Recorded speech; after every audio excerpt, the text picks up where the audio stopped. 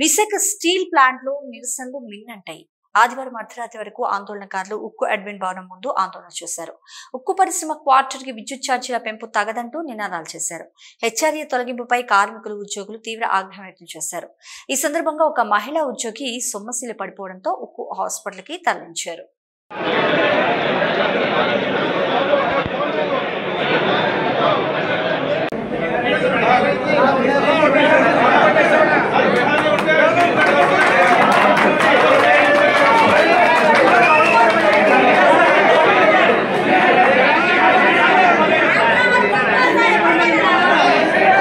ఆంధ్రాలో ఉండి విశాఖపట్నంలో ఉండడం వల్ల ఈ దౌర్భాగ్యం అంత అనేది ఇది ఇంకో స్టేట్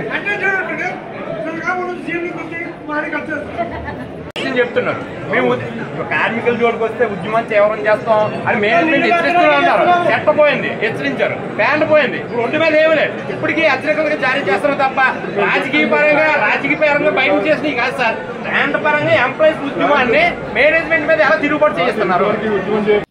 ఏదైతే విశాఖపట్నం స్టీల్ ప్లాంట్ ప్రైవేటీకరణ చేయాలని చెప్పిన కాడి నుంచి సుమారు 1333 రోజులు పైచీలుగా ఉద్యమాలు చేస్తామన్నాం. కనీసం ఎక్కడ కూడా కేంద్ర ప్రభుత్వం వెనక్కి అడుగైపోగా రోజుకొక జీవోతో ఏదైతే కార్మికులు ఉన్నటువంటి ఆర్థిక ప్రయోజనాలన్నీ కూడా దెబ్బతీయడంలో ఇటు యాజమాన్యం కానీ పూర్తిగా ప్రయత్నం చేస్తూ ఉంది. దానికి కానీ ఇవాళ ఉదయం 10 గంటల నుంచి ఈడీ వర్క్ దగ్గర భారీ ఎత్తున కార్మికులు ధర్నా చేయగల కారణం ఏంటంటే ఏదైతే కార్మికులు రావాల్సినటువంటి హెచ్ఆర్ఏ అలాగే టౌన్షిప్లో ఉంటున్నటువంటి కార్మికులందరికీ కూడా ఎక్కడా లేని విధంగా రాష్ట్రంలో కానీ దేశంలో కానీ ఎక్కడా లేని విధంగా యూనిట్కి 8 రూపాయలు పవర్ ఛార్జీ వేసి ఇవాళ కార్మికుల్ని అనేక ఇబ్బందులు గురి చేస్తూ ఉన్నారు.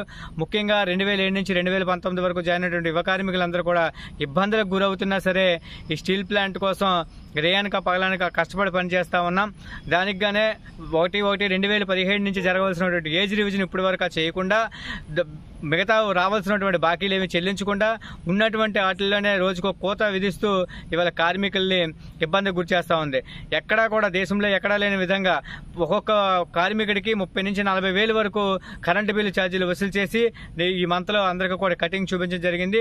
దానికి గానే ఇవాళ మహిళా సోదరిమణులు మరియు కార్మికులందరూ కూడా ఉదయం 10 నుంచి ఇప్పటి వరకు మరొక 10 గంటలు దాటి ఉంది. అలాగే ఒక మహిళా సోదరిమణి కూడా ఇవాళ సొమ్మసలి పడిపోవడం కూడా జరిగింది.